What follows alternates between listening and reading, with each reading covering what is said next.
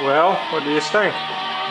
That's pretty good, doesn't it? Hi guys, and welcome to, well, this is either part 4 or part 5, I can't quite remember. It's been that long since I've done this series.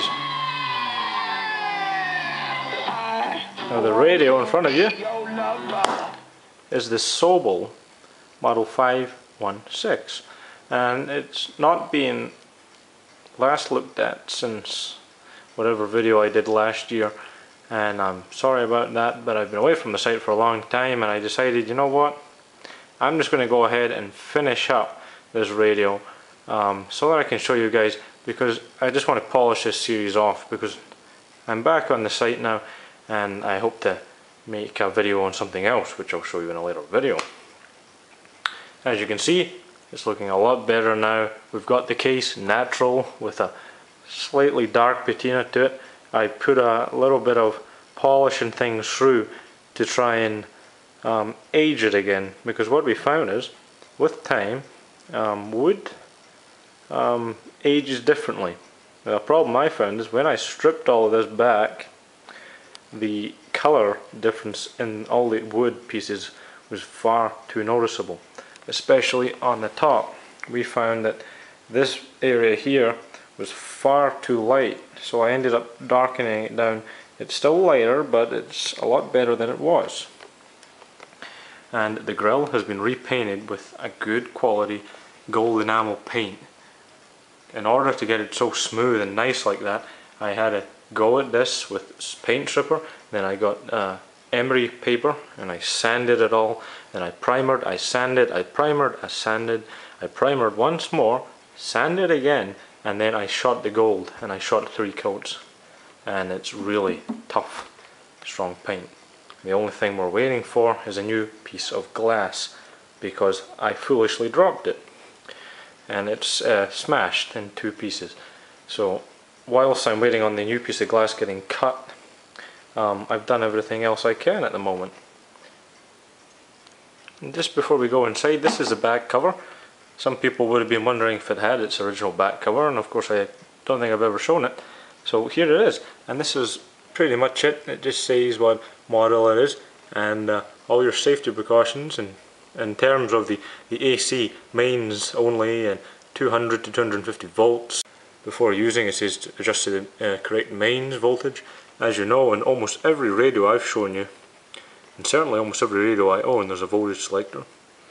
And it says inside the receiver, full instructions, focus, are given in the instruction booklet issued with this receiver. Unfortunately, we don't have that. And if faulty, it has to be reported immediately to, and this is obviously where, once upon a time, this company existed. And you can see the number there, the phone number is very small, 22201. Now nowadays here you have a minimum of 6-digit phone numbers. Back then it was only 5, you know. Have your pickup because it has the gramophone option, and that's for your external speaker, and this is for your aerial. Now remember, it was missing the aerial cavity, so what I've done is just underneath the chassis I soldered this into place, and I put a nice long piece of wire that goes away in the house. So now, and I put some new screws and washers, nice new shiny ones, in order to keep the back panel on. Washers which are big enough to grip the backboard, so it's all nice and secure. Now, as quite a few of you know, besides repairing antique radios, I also have a great interest in antique clocks. And because of this, I've decided that I'm going to show you just one of my storage rooms where I keep loads and where I repair them, because I still repair them for people. And this is one of these test scenarios right here. In front of you is a Vienna regulator wall clock, which is German, and it's weight driven, so it's gravity fed weights which run the clock. Now a usual clock runs with a barrel such as this, and it contains a spring, which a spring arbor then goes through, and that's what allows you to wind your key and all that energy inside that barrel. drives the clock. Now before these, clocks were driven by weight, and that allowed them to be working just as this. These are a few that I've repaired. This one's spring driven, this one's weight driven. And obviously their cabinets are with their respectful owners. This is how we do it, this is how we run them.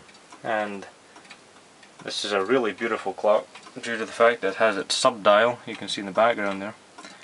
The small second hand will move every second increment all the way around like that, with each steady sway of the pendulum. This slightly later, this is probably 1910, 1920, runs on springs, but also it's also a very nice little clock.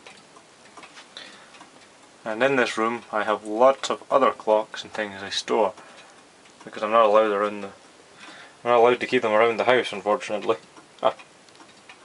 So on the floor there's two manual clocks. There's a big wall clock there. It's not much dissimilar to the one I keep in the living room, which I showed in a video many months ago. And I just keep them from wall to ceiling, really. I've got everything. All the sort of clocks I like. Square dials. I showed this one. And I showed the one below it. But there's still quite a few which I haven't even bothered showing. There's another small clock down there. It's just a single winder. Another clock which actually runs on vintage pennies. It was a saving clock. Some more radios. I showed both of these actually. A lot of the stuff in here I've showed you, but I just wanted you to see it together. My drawers that I keep a lot of my tools and things. I don't think I've showed this one. Got this big old beast, which is absolutely massive. It's a Boucher C1. And it was good because it could be ran overseas also, due to the fact that it has the voltage selector that goes all the way from 110 to 250 volts. More clocks. One at the top there, that little nightmare. Below that is a Bush VHF 90, I believe it's called. Very high frequency, meaning that it was 1958. It has medium wave and VHF, which is basically AM, FM. Because before they called it FM, it was very high frequency. Much like AM is known to the older ones by medium wave and us by AM. There you have it, guys.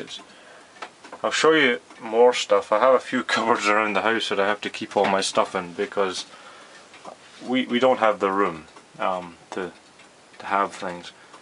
So this little boiler cupboard on the side of my workshop works great for customers' clocks and things.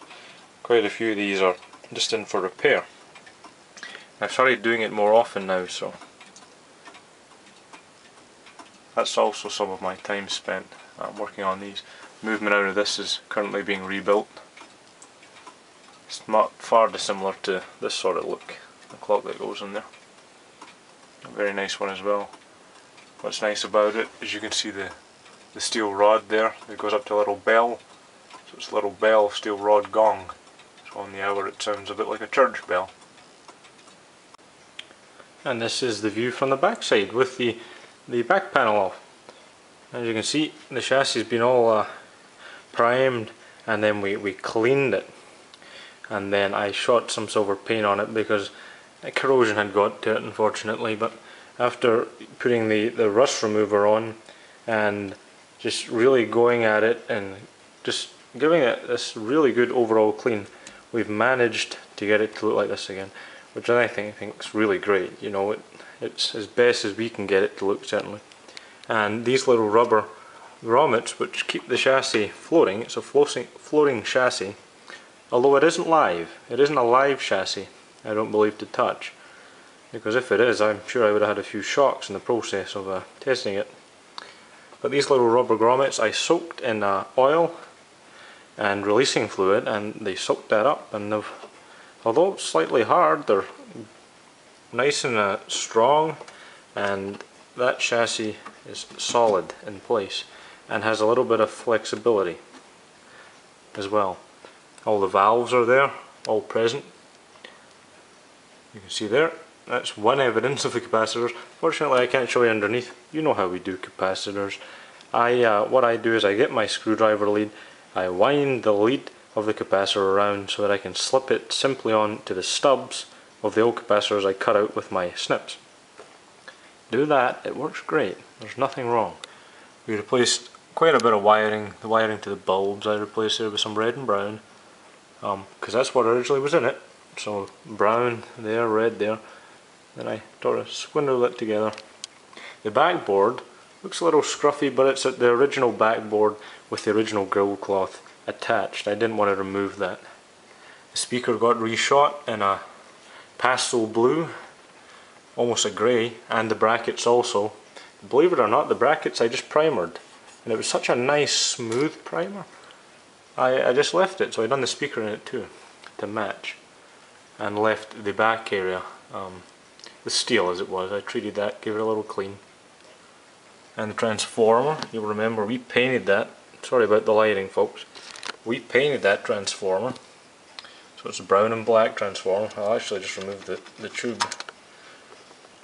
See there, we've got the black and brown transformer in the back.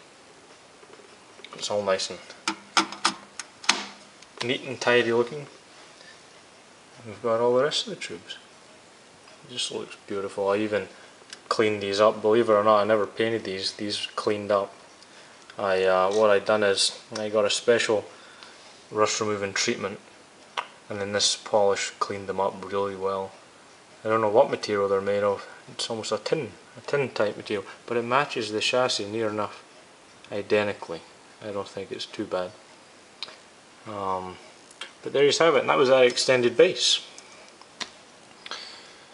So I hope that this radio's lived up to expectations. Sorry I couldn't transmit some music through it, but my transmitter's currently down. I'm having to go through it. Something's gave up because I really wanted to play some music through it. But you heard a radio, a local radio station there called Absolute Radio. If you've never heard of it, you obviously won't have if you don't live in United Kingdom or Britain. But that's a popular station, and it plays new and old songs.